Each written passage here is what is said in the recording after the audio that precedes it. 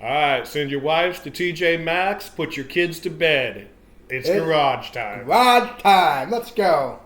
When this episode drops this Wednesday, all the brackets should have been submitted for our bracket challenge. Hopefully it's a good turnout. We won't know. The bracket just dropped tonight. We filled ours out. Who'd you have picking for your winner? So I didn't see this coming ahead of time, but I have Alabama winning the whole thing. Alabama winning the whole thing. I actually picked a winner from the same side of the bracket. Really? I went with Tennessee. Oh, man. Oh. Be interesting to see. Yes. You know, I think most people are probably going to pick Florida or maybe Duke. Yeah, those are the two favorites. Yeah. I think the key to winning the bracket, though, is picking the upsets. So. Picking the upsets, and we both had several. I have Mizzou in the championship game. Yeah. So. I have Michigan going pretty far, which I thought 1,000 ways around, and I can't figure out a way to change it. So I believe Auburn is the first number one seed out. Yes. Mine too. I don't feel like Auburn is as strong as the others. No, that weakest number one seed, probably also in one of the tougher parts of the bracket for a number one seed. I think Houston, so. I think, has it easier. I don't really think they have anything to run into Tennessee, and could be the Elite Eight or whatever. Duke has a pretty easy road. Yes, Florida's is simple. Oh, Florida's is real easy. Yeah. So we'll pause here. These are our brackets on the screen. Check them out.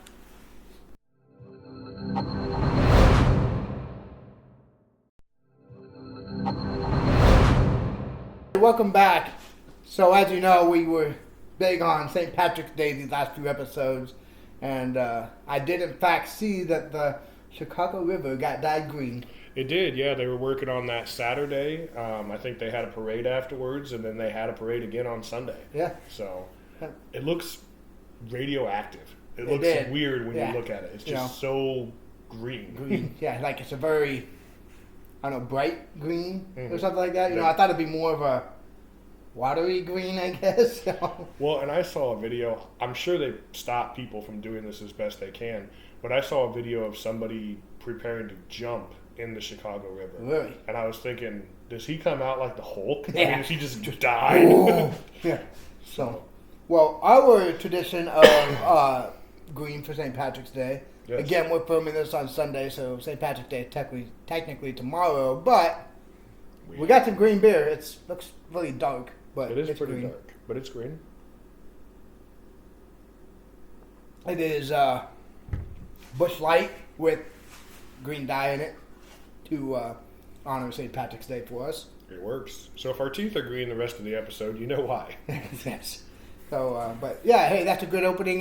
Follow us on our social media, YouTube, TikTok, Facebook. Yeah. We ain't hard to find. Really start engaging in our Facebook page. It seems like to be the biggest one right now. Yeah, Facebook has gone well. This is episode 4, so we're about a month in. Doing pretty well on TikTok. YouTube's getting there. And Facebook, we've had almost 12,000 views in a month. So we're pretty happy with that. Yeah, looking good. I think we're going to have some fun. But yeah, as always, follow the socials and see what kind of weird and fun stuff we do with our lives. Yeah, like, subscribe, look us up. Like I said, we ain't hard to find. All right, let's move on to some unsolicited advice. So one of the topics we want to talk about is working long hours, but still leaving time for your family. Yeah, I think that's really important, and we've both done this. Yes. I know you have, and I have, and a lot of people do nowadays. It's hard to make it on a single income 40-hour week. Oh, it is. So I think we're always putting in long hours, and of course we volunteer, so we do a lot of things outside of work too. Correct. But I think it's really important to make that time for your family too. Yeah. And last week I worked a long week. I had, I think, like 63 hours in or something. And I sent Carol a text. I'm like, hey, man, I just for gas this week. And I'm like, I'm talking to the guy that did travel nursing for quite a while. And that mean you were driving an hour one way every day. Yeah, at one point I was driving to Champaign, and that was, 2.5 hours every day. I kind of felt bad, I was like, I was complaining about my sick. I'm like, this dude's got me whooped, Well, it's kind of funny because last week you worked all these hours, and last week was the first time since I think Christmas that I hadn't worked over 40 hours. Right. So for me, it felt like a week off. Right. Yeah. But yeah, I think making time for those at home is important, and it's hard to do. It really is. We're busy, and sometimes when you come home from work, you don't feel like being people-y. You know, your job is a lot of marketing. My job, in a lot of ways, is marketing too. It is, and, yes. I mean, some days it's just a little too people-y, and then to come home and give more of yourself is hard sometimes. Yeah. You know, especially when you walk in and one of the first things you get is like, you know, kid throwing a fit, or, you know, wife needs you to scramble around and help her out with something. And it's like, boom, like, okay, you know, but, you know, you try to have a positive attitude when you walk in the door after a long day at work. And I think we both counter that really well, you know. We try to. And, you know, I think the big thing is at work you're replaceable. And we both Right. have fairly important jobs. I'd like to think that we're pretty secure in what we do. But if something happened to one of us tomorrow, that wheel would keep on turning. It would, yeah. You know, so. And honestly, that's almost anything that you do in life, you know. We're on several different committees, that park board, all of that stuff keeps going, with or without us, you know. Yeah. And, you know, as successful as we are, yeah, it kind of sucks when you talk about it, but it's the truth. Like, these jobs have to keep going. People still have to keep seeing the patients that you saw. Yeah. People still need their houses fixed, so it's not changing, you know. Our Yeah. job might be sad for a minute or two, but Yeah, we're I gonna mean, keep on going. they might have a moment of silence. A moment of silence, But, and then they'll post your obituary, and then they'll post your yeah. job. It'll be a race to see if your job opening or your obituary hits the newspaper first. But yeah, where I was going with that is that, you know, your family, it's a different story. If something happened to us tomorrow, your family doesn't really go on. I mean, my wife probably marries a multimillionaire and ends up very happy drying her tears with money, but your family still misses you. You know? Yeah, right. So, My wife's staying single forever, so I will harm her. Yeah. No, I'm just kidding. I wouldn't do that, but yeah, if I'm gone and somebody comes up to you at my funeral and says, Crystal, he would want you to be happy. The fuck I do, because I never said that, okay? yeah, no, I don't. That's not happening. No. Miserable but rich. That's it. So, and the next thing we want to talk about kind of goes together with the same thing. Yeah. You know, when you have a time off work, having a productive day is a great dopamine burst. It is, you know, and you need that. Your dopamine helps you find pleasure, helps you find satisfaction with things you do. It's what makes us enjoy the things that we like. And I think it's important because at work we don't always get that. No. You know, you feel successful, you like to achieve things, but we don't get that dopamine hit, like you said, Right. like we do on our days off. Exactly. You know, and I think you had a really good couple days off. Yeah, You got sunburnt. Sunburnt, yeah. You know. Sunburnt, and then 2 days later I was scooping snow. So Which last week, our unsolicited advice was don't put the snow shovels away. Which yeah. the snow melted today before it really stuck around. Yeah, I mean, it didn't really stick around. And for those of you that are not in Illinois, in our neck of the woods, 2 days ago we had 80-degree weather and tornado warnings, and we woke up this morning and it was 20-some degrees and we had snow on the ground. Yeah. So, welcome to Illinois. Yeah, changes fast. Yeah, but let's get back on track. You know, that dopamine burst. The reason I want to talk about this is like, I feel like two people are super busy in the community, at work, with family. We get very little time to do something super productive. Yeah. Like, it's minimal. Hour or two tops, maybe half a day. Maybe. And usually we have a honey to-do list that takes up that time. Yeah, you know, and so when you get that chance to do something that is productive but yet makes you feel good, like whether it's getting a lawnmower ready or it's, you know, just getting a couple of things off the chore list at home, anything like that. Really Watching an episode of Garage Time. So, I don't know about you, but I like watching the episode of Garage Time. I watched it about an hour after it dropped. Yeah. So. I think we're getting better and better. I think we're starting to find our sound, and things are getting better. So Yes, exactly. But you know, I'm bad about it. You're talking about days off. Sometimes the kids will come up to you and let's play catch, let's play basketball, let's do this, and you're like, man, I've got so much to do. It's my only day off, and you kind of push that off. But you know, yesterday, ironically, this comes up. Yesterday, my kids said, let's go outside and shoot some hoops. Let's play basketball. We'll play knockout. And my first thought was, man, I'm tired. Been a long week. I want to sit down and relax. I just got done fixing the fence. But I thought about it, and I was like, you know, I'm going to go shoot hoops with them. And I spent about maybe an hour. We played knockout, had some fun. The kids were smiling. They felt good. Their attitude seemed to be better. My attitude was better. And again, just that dopamine hit. Yes. You know, so... Yeah, I think that's the best part. You know, this morning as reluctant as I was, I went outside for 20 minutes with my kid, my youngest one, and just kind of kick snow around because that's about all you could do. It wasn't really packing. Couldn't make snowballs, Had snow on the trampoline, so we get on there and play with it a little bit. But I think that really turned our day around and got more productive with it.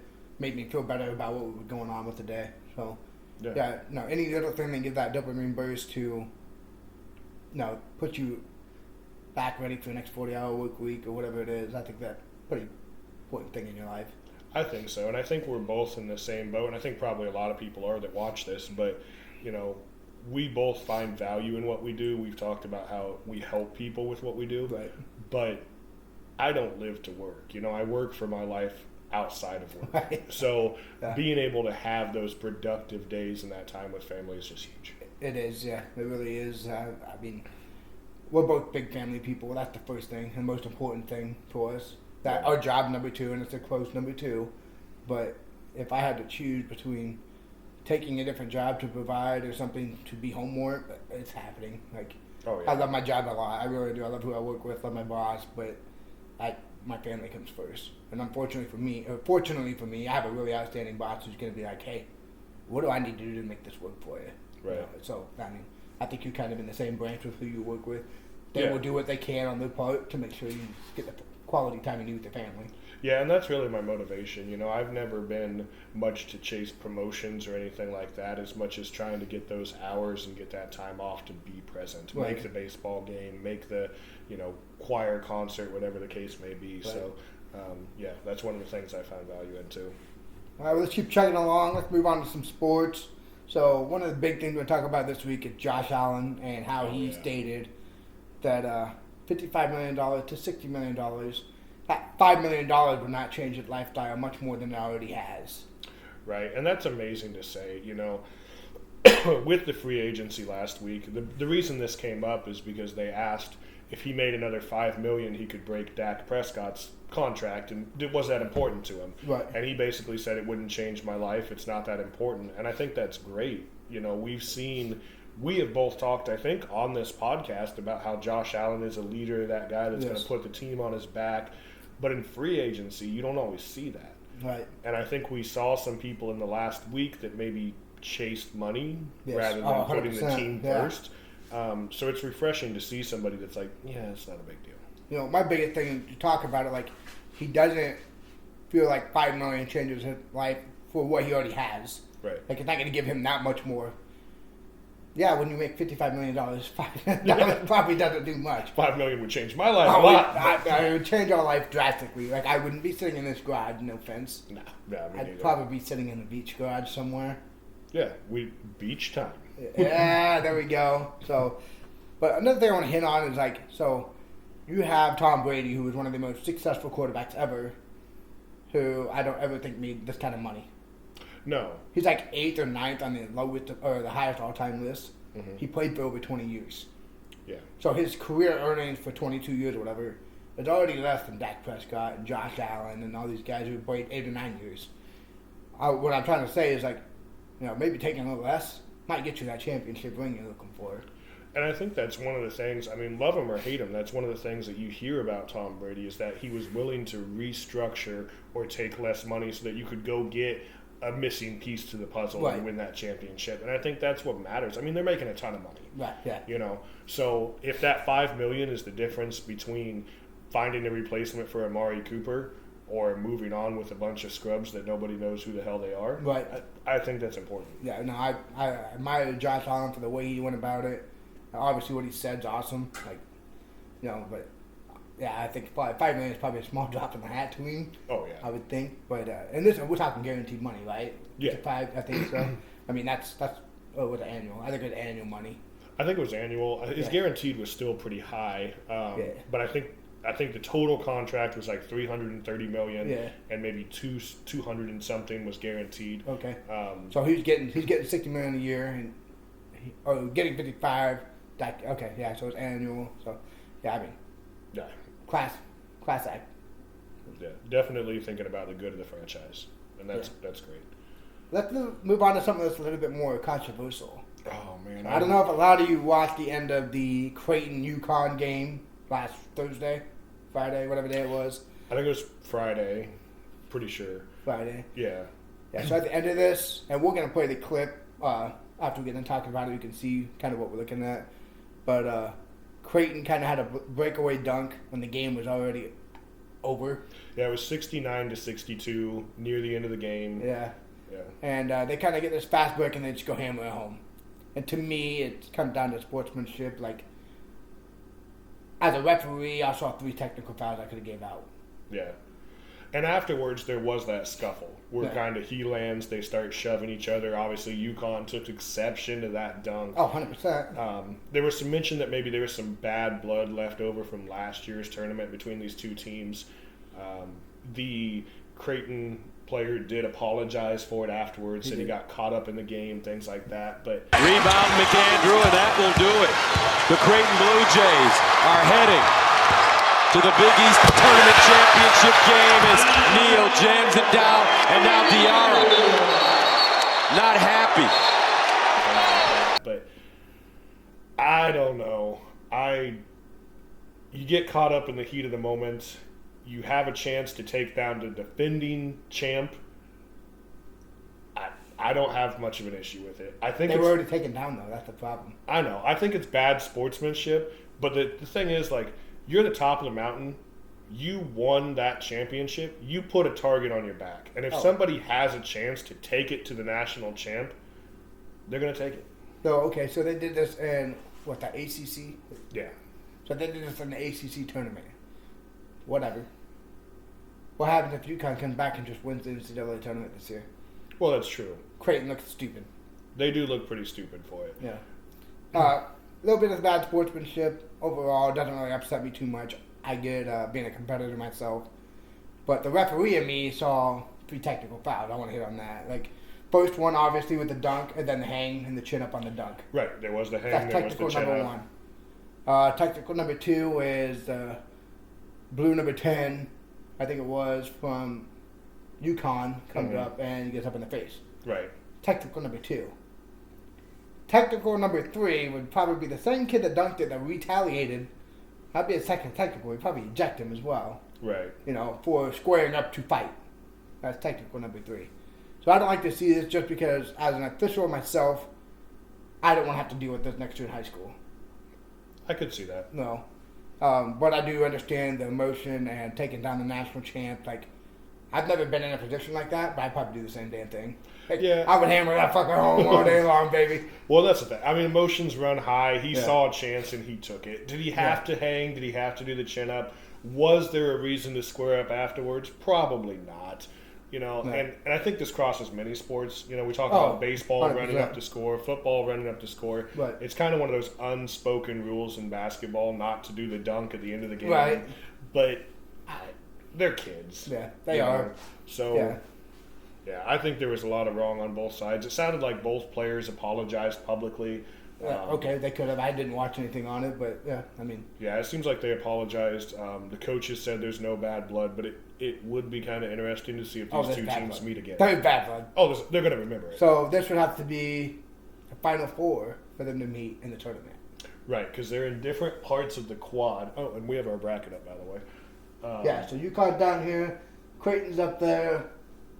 So it would have to be a Final Four game for these two to meet in the NCAA tournament. Oh, there'd be bad blood. That would be awesome. There would be bad blood. That would be awesome. Like, you talk about it, that would be physical, it'd be sloppy, it'd be some technicals. Oh, yeah. I would look forward to it. It would be interesting. The officials would have to be on it from the get-go to try 100%. to keep it from getting chippy. Yeah, keep it clean, get it tied up, yeah. So, but that leads me on to another interaction that we had. Speaking of Iowa fan, so Iowa fires longtime coach Fran McCaffrey, who in his last game was ejected. Yeah, and I think that's such a fitting end to his tenure in Iowa. I mean, he had 15 seasons in Iowa. Yes. I was watching the game, actually. I think I might have even Snapchatted you when it happened. That game was still in reach. Yeah, that was like a 7-point game when Yep. he got ejected. It was still in reach. It ended up being kind of lopsided, but just a terrible decision. Right, I don't understand why he did it when he did it. Mm-hmm. I mean, I get it was a difficult moment, but I've been wanting McCaffrey out for the last couple of years. Obviously, this is the second year in a row that Iowa's missed the tourney. So Yeah. You're a Big Ten school. We want to be in the tourney every year. We want to be in the Big Ten championship. That's the kind of stuff you expect out of these schools. But yeah, no, the timing of the decision that he did it, awful. Yeah, terrible. And honestly, might have been the deciding factor between Iowa making this bracket and not making this bracket. It really would have been. Yeah. I mean, if they had beat Illinois, I don't know how they would have fared against Maryland, but that's something that they could have used to try to get into this. Right. Yep. So, and I tried, man. I looked at this clip over and over again, trying to lip read, trying to catch some kind of audio from a fan, whatever the case would be. I'd love to hear what he said to the official, because it was very short, but whatever he said, he got the double technical and he was gone. Yeah, right. And it was quick. Yeah. It happened so quick. And it makes you wonder, like, at that point, what are you doing besides trying to coach your team? Like, the timing of it was off to me. Like, wasn't the time I was thinking that he should be saying something. Wow. Obviously, there's some refs out there who had that very, very quick trigger. And that could have been the same thing this guy did. It could have been. I haven't read up any more on it. Honestly, the next day, I think I sent it to you, and McCaffrey was fired, or you sent it to me, but I was just like, yeah, yes. Like, nothing against the guy. I had to give 15 years, but it was time to move on. He had great Iowa ties. His son, I guess, has been dating Caitlin Clark for quite some time. Had some success, when Luka was there. Yeah. So, but the last 2 years hasn't really seemed like a great team. Yeah. And that decision seemed questionable. Yeah, it did. I mean, if you're on the fence about firing somebody and then they do something like that, it probably make the decision for you, I would imagine. I would think so. But yeah, I know. Long time Iowa guy here. McCaffrey gone. I put in my resume. Maybe they'll bring me. They might. I would be a very good basketball coach. I don't know how to scheme against all that kind of stuff. It's a little different for me. I never even played high school basketball. I just ref it. I know the rules. Right. Which you probably need to know, but I don't think that's enough to know. Yeah, I think, the schemes and everything. And you think about these guys that have been successful in college basketball and otherwise, Tom Izzo. Right. Obviously just mastermind at basketball. Right. And in the Big Ten, where there's a lot of good teams, there's a lot of good coaches, there's just not a place for this. Yeah. Well, that's all for sports. Let's move on to the GTR. I abbreviated it, baby. You did. Hashtag. Yeah. Garage Time Report. GTR. That's what we're going with. I fucking love this Garage Time Report, by the way. Yeah. Every story we're going to hit on, I love this section. Yeah. So, first thing we're doing in this report is break down bracket. So, obviously there's a TikTok out. Bracket should have been submitted. But 50% to the Garage Time for us to help grow our podcast. Right. 25% to first place, 15 to second, and 10 to third.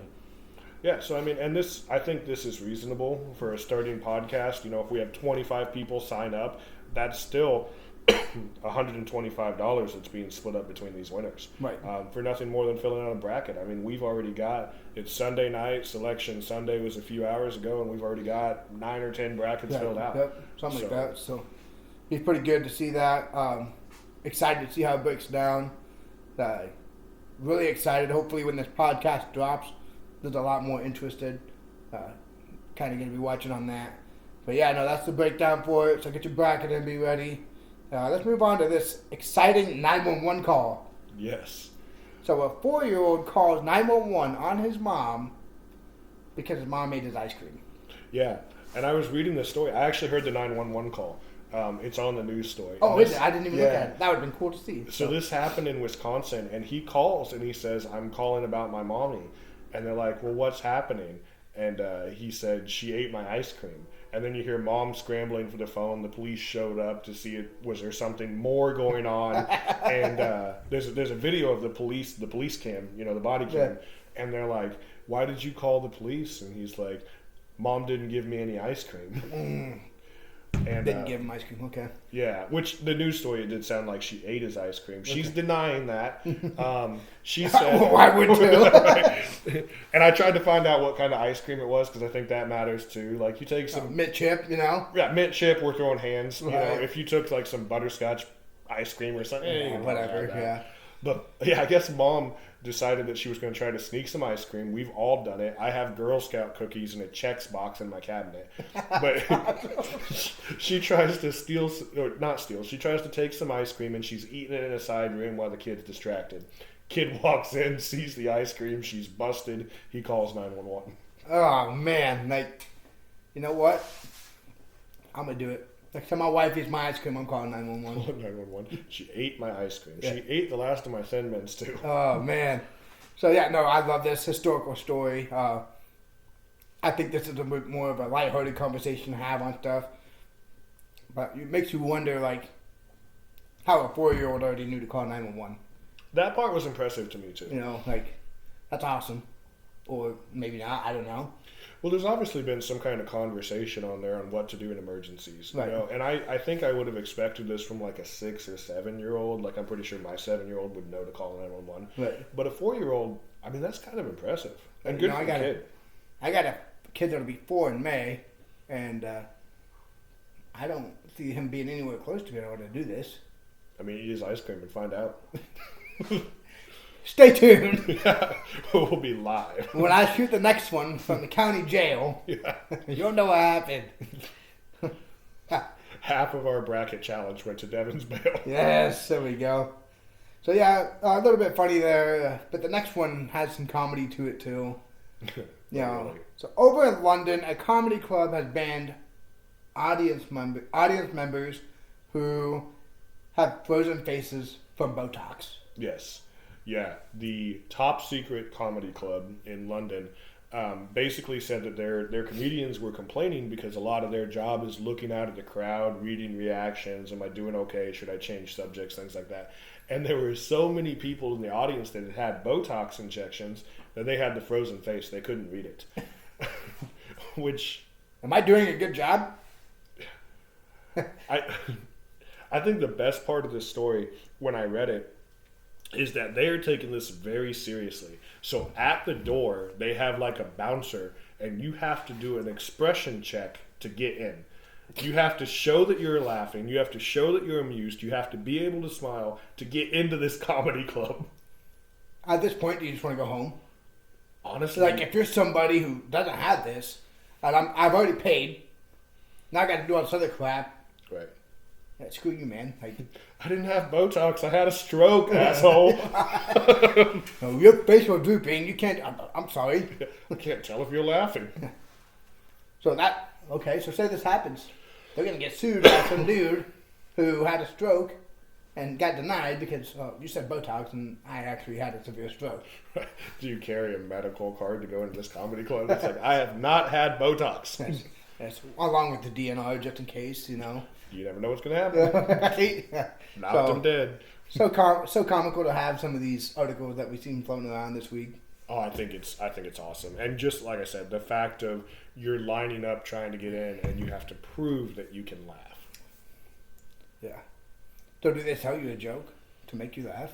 Or do you just have to laugh on command? Laughing on command sounds kind of hard. What if you can laugh, but the comedian's just not funny? Like, I haven't had Botox. I'm not interested. Yeah. But, so if I have to, if you have to show an expression to get yourself in the door, and obviously there's probably only certain expressions you can use, what's it go to? Like, besides laughing, if you had to use a different expression, what are you going to use? You're going to frown?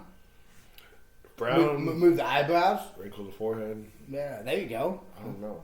The Rock over here. Yeah. And we've all had, we have our fake laugh. Like, I'm sure you do it for your job. I do it sometimes with patients. You know, with COVID, I had to learn how to smile with my eyes. But I don't know. To smile and laugh on command would be hard. Yeah, 100%. And what if they don't like your laugh? Yeah. That sounded too forced. But no shit. Yeah. Like, I'm sitting here trying to get into a comedy club. You haven't made me laugh yet. Well, and one of my sisters, she would laugh, and she'd be able to move her face and stuff, but they'd hear her laugh and be like, get the fuck out of here. Hyena! You're done. Sorry, Twish. Yeah, my bad. He doesn't care. No. Well, that's enough for the GTR.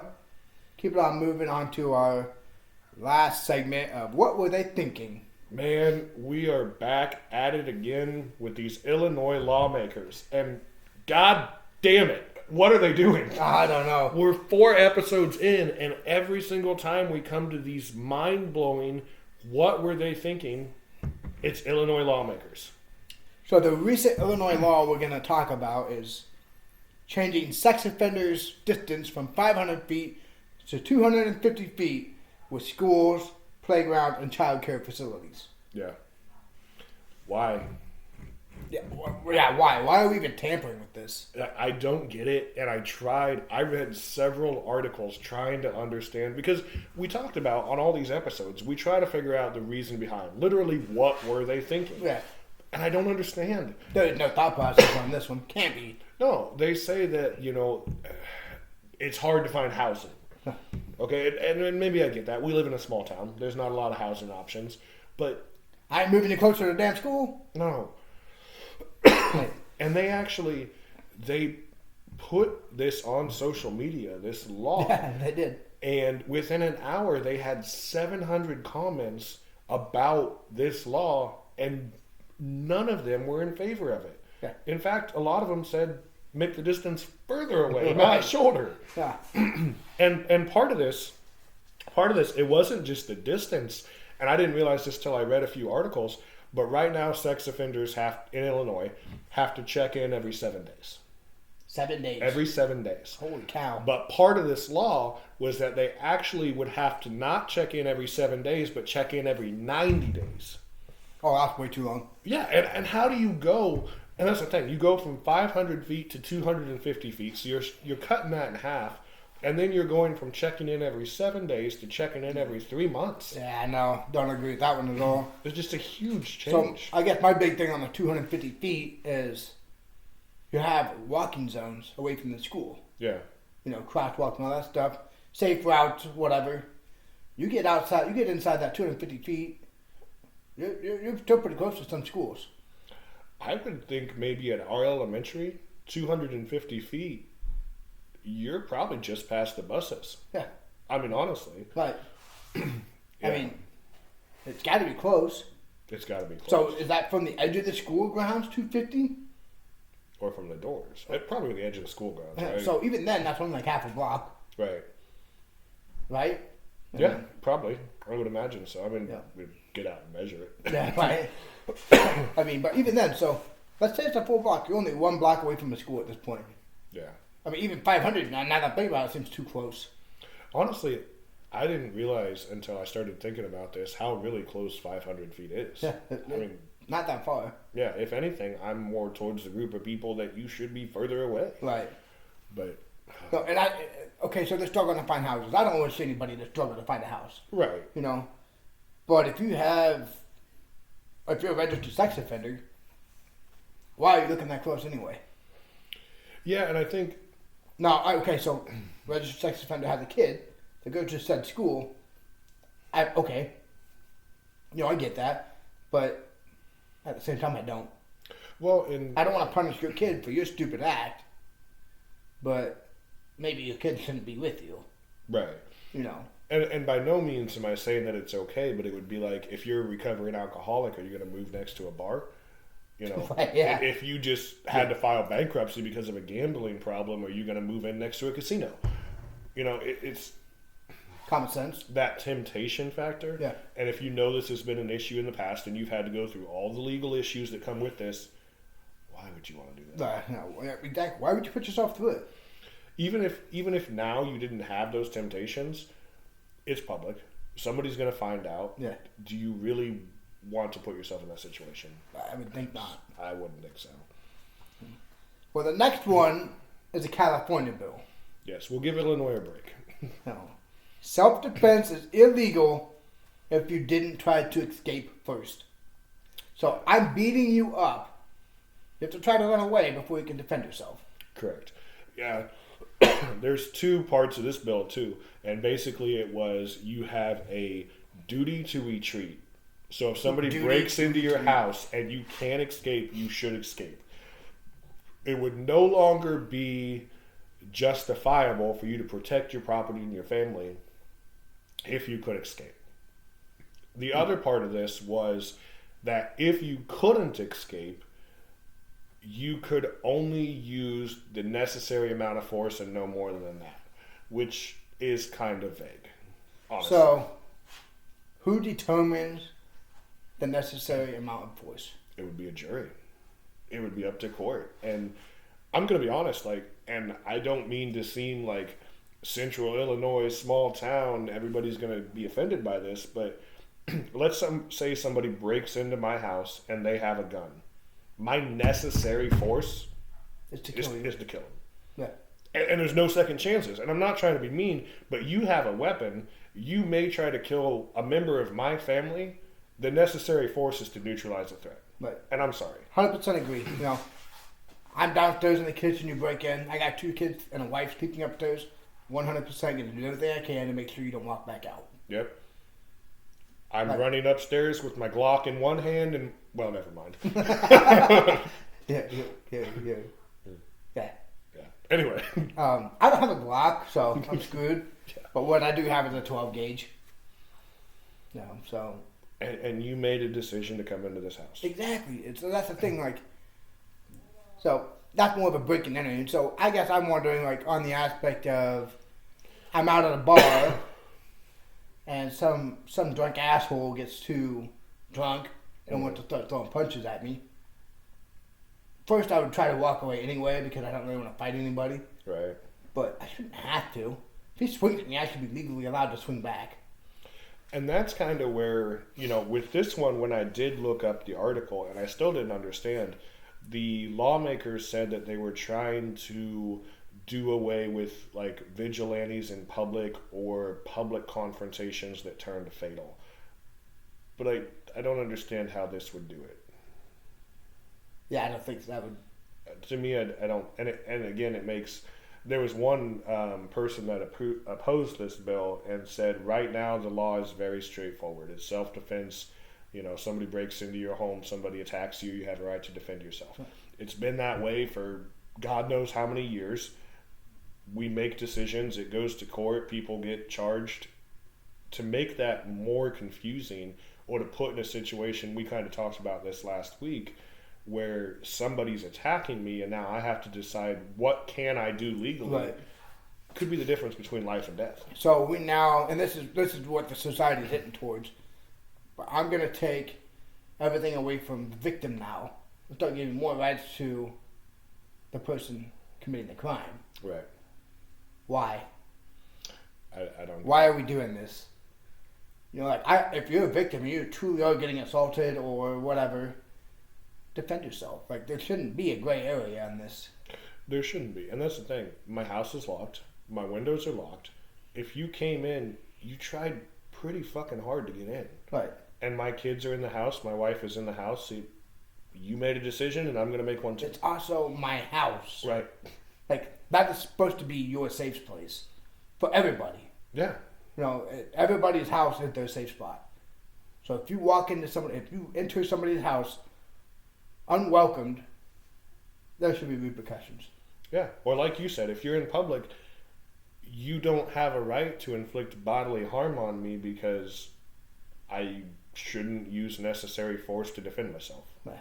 The whole thing is just... Yeah, it's wild. But hey, it's California, not a lot makes sense out there anyway. Ever since, you had Arnold as a governor, I'm not sure what's going on out there.